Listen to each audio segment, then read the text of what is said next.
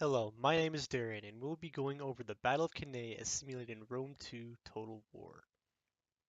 So this is a layout of the formations at the beginning of the battle, with Carthage represented in red and Rome represented in yellow. As you can see, the Carthaginians had more breadth to their formation than the Romans, and their center line was weaker. The Romans, on the other hand, deployed deeper than normal in their manipular style formation. The Roman manipular formation was the doctrinal system of the pre-Marian Roman military.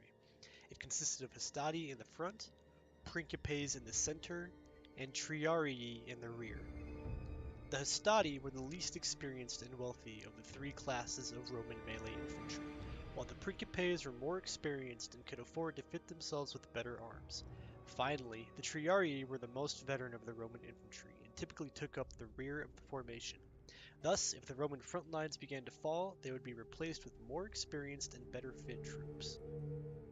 The battle began as the Roman and Carthaginian formations steadily marched towards each other and missile troops skirmished indecisively in the middle. As this was happening, the Carthaginian and Roman cavalry ran to engage each other on both flanks. The Carthaginian cavalry charged into the Roman cavalry, and pretty soon both flanks were engaged in a frenzied melee.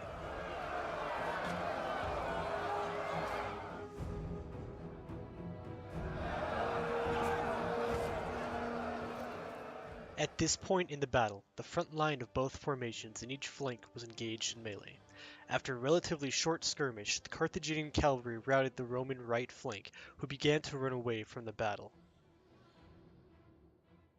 Instead of pursuing the fleeing Roman cavalry, the commander of the Carthaginian cavalry on the Roman right flank ordered his forces to circle around the main Roman formation and hit the Roman cavalry on their left flank in the rear.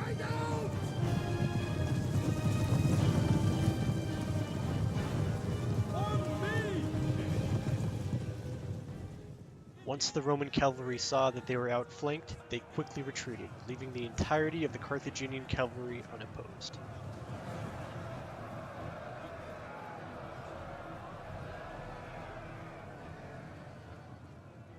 At this point in the battle, the Roman formation had marched steadily into the Carthaginian middle, allowing the Carthaginian left and right flanks to slowly envelop them.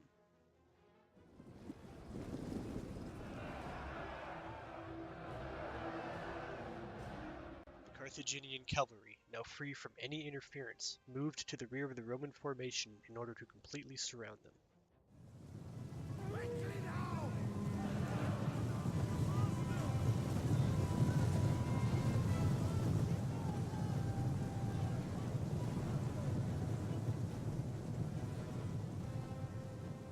With the Roman formation completely surrounded, the Carthaginian forces began slowly moving inwards, tightening the noose around the Roman forces.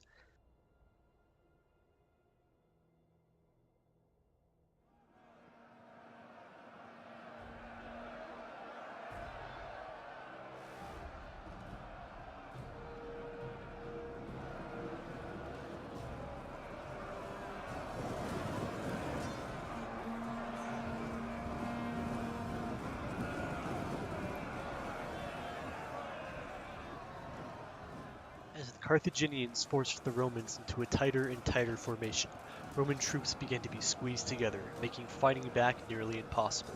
This turned the battle into a slaughter as the Carthaginians spent hours killing tens of thousands of Romans.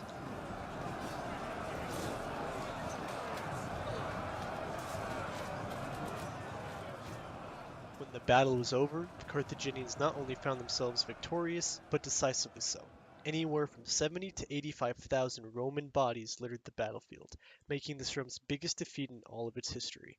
While Rome would go on to win the Second Punic War in spite of this massive loss, the Battle of Cannae would continue to haunt Rome for centuries after it happened. Thank you for watching, and I hope you've enjoyed today's simulation of the Battle of Cannae.